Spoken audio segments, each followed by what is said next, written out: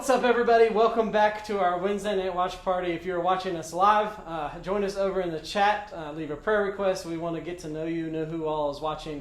If you're watching this on YouTube, please subscribe to the YouTube channel. Leave us a like. Get the bell on. Get the bell. Ding, ding, ding, ding. All of those things for YouTube. We had a pretty good week last week with YouTube. We got over 100 subscribers on YouTube. And Let's go. I got to jump off of a trampoline. Yay, us.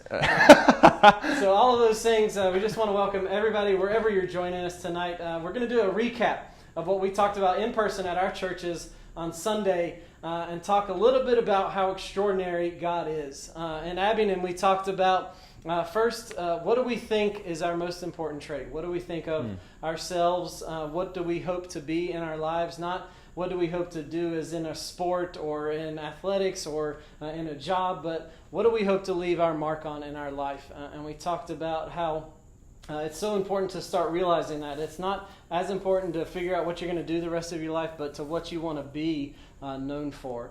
But one of the most important traits, we went through a quote from a guy named A.W. Tozier, and he says, "What comes to our minds when we think about God is the most important thing about us." And so he sets that out there, saying that what we think about God is one of the most important things about us. And so we were trying to figure out what we all think about God, going through all of the different scenarios of who we picture God as. But ultimately, he is this extraordinary person that we can usually not even wrap our minds around, that we have no full understanding of who he truly is. But in the end, that's the whole point.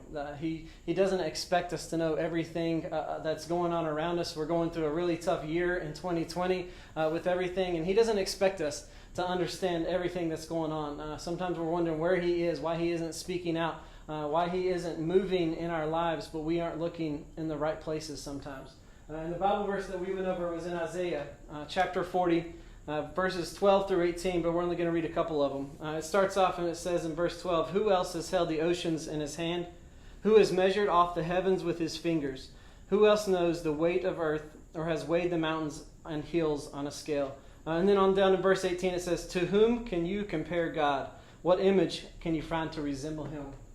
And so Isaiah is really talking about, in this whole chapter of Isaiah, the first 39 chapters are pretty doom and gloom. The Babylonians have captured the Israelites. They're in slavery. But then there in verses, chapter 40, he starts saying, God is understanding. God knows all. He has a plan for all things and kind of put into motion. And while we're questioning sometimes what our life is right now, why we aren't doing so well, why our parents are arguing, why we are going through so many things at school, but he's saying, I have a plan for all of this. And we kind of closed out saying how Martha and Lazarus were brother and sister, and Lazarus was dying, and Jesus was going through the towns, and Martha sent a message to Jesus saying, I need your help. Lazarus is dying.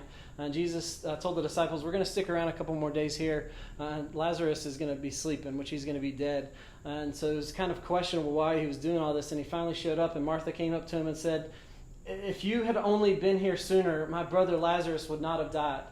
She was questioning God, but right in the next verse she says, but I know that God is going to work through you in this. So she was trusting. We have to trust. We have to have patience.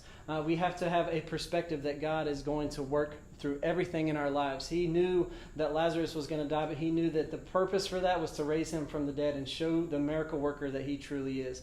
So God is extraordinary, unfathomable in our minds to wrap around how great of a person, how the plans that he has for us are so extraordinary. But that's kind of what we went over in Abingdon. What did you guys talk about in Bristol? Yeah, we talked about what does it take to take something old and make something new out of it. And so that's why we're filming in the shop out here today.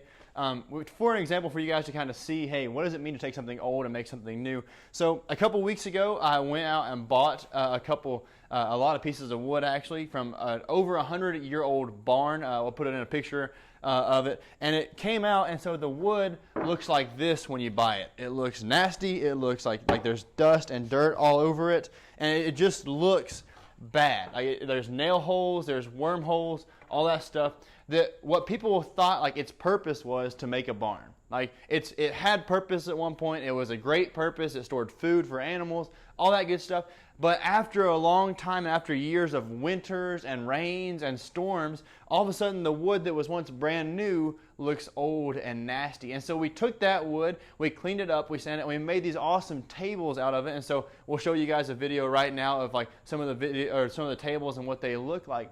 But the thought of taking something old and disgusting and really purposeless or just kind of useless and putting new purpose and new intent for it and making something useful out of it isn't just like a human theme, but it's also a biblical theme. We talked about a story in Luke chapter 15. It's a story of the prodigal son, and it's this son who asks his father for his inheritance before his father dies. He leaves and blows it all, and he comes home, and his father still welcomes him in with open arms. And we talk about this story, and then we look at ourselves and we think, man, if I could just see like all the things that I've done and how far I have strayed, I would think, man, there's no way God could love me. And I'm talking about like what you guys talked about. Hey, like God is all powerful. He's all knowing. He is this being who is full of love and justice. And we look at ourselves and it's like, man, there's no way God could take something old like me, even if I'm just in middle school or high school. If only you knew what I'd done, if only you knew the addiction I had, the sin that I had, the problem that I had, there's no way God could use me for something. But God takes something old and makes something brand new. It's the gospel. It's, hey, I'm going to put my son on a cross and then he's going to raise new in 3 days. It's the story of Lazarus being brought back from the dead. It's the story of baptism. What is going under in death, coming up to life in Jesus. It's the gospel. It's taking something old and making something new with it. It's taking something that doesn't have purpose and giving a brand new purpose to it. Listen, and maybe your life doesn't feel like it has purpose. Maybe you feel like, hey, I've been wondering about this Jesus thing, this God thing, this Christianity thing for a long time, and I just don't know what it means. Man, I want to encourage you to take that first step today. To be able to say, hey, my life has purpose, and my purpose is to show people who Jesus is in my school, on my sports team, in my family, in my friend group, wherever it is, and just take that step and say, hey, this is my purpose.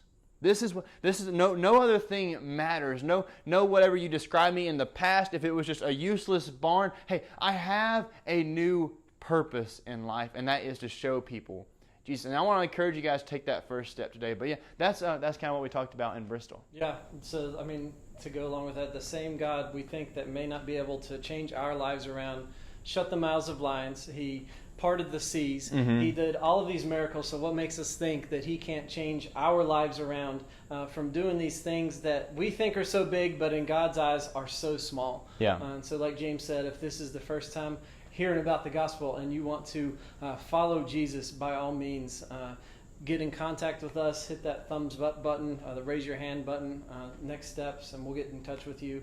But we're just so excited for what this season is bringing. God is turning things around. He's walking in our lives. You want to pray for us, James? Yeah, absolutely. Dear God, thank you so much for loving us. Thank you for taking things that are old and starting new things. God, thank you for just the relaxation and the breath that we can take, knowing that you're in control of all of this, no matter how much it seems like there's just chaos, God. To you is complete order, and you know exactly what you're doing. God, I pray that if someone is out there today that is wondering about taking their first step, that they can take their first step, and in order to do that, they just pray, and they can say it right now where they're sitting. They say, God, I know I'm messed up. I know that I'm a sinner, God, but I believe that your son died on a cross for me, and he rose 3 days later. God, I want you to make something new out of my life. I want to start anew. I want to start this life following you. God, I just pray you forgive me. Lord, I love you. And listen, if you prayed that right now, just go ahead and let us know in the comments, message us on social media, just do something. But God, thank you for loving us. Thank you so much for this message. Thank you for this week, God. Thank you for this year. Even though it might seem like it's chaos, God, we know that you're in control and we're going to see you work through it. God, thank you so much for loving us. We love you too. Amen. Thanks so much, guys. Like James said, join us on all of our social medias. If you need anything at all, message us.